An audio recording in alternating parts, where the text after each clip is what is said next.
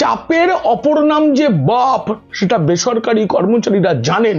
সারা জীবন বেসরকারি ক্ষেত্রে চাকরি করে আমার নিজের অভিজ্ঞতা দিয়েই এটা বলছি। অফিসের সব কাজ করার পর বাড়িতে ফিরতে ফিরতে কাজ, বাড়িতে ফিরে এসেও কাজ কিংবা কাজের খেয়াল রাখা, এটা একেবারে রক্তের সঙ্গে মিশে রয়েছে বেসরকারি কর্মীদের। বিএলওরা চাপ নিতে পারছেন না, চাপে আত্মহত্যা।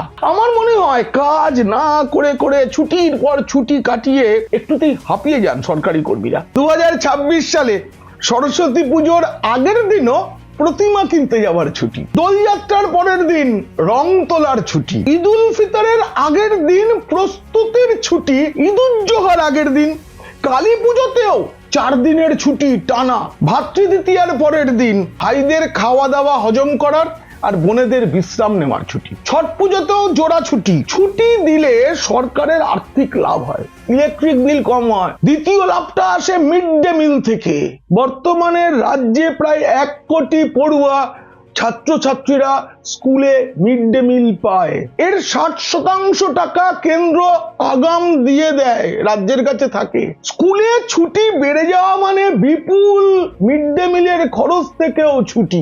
এই নিয়ে গোটা ভিডিওটি দেখতে হলে নিচে ডেসক্রিপশনে থাকা লিংকে ক্লিক করুন। আর যদি ভালো লাগে তবে অবশ্যই সাবস্ক্রাইব করুন পিনাক কি বলছে।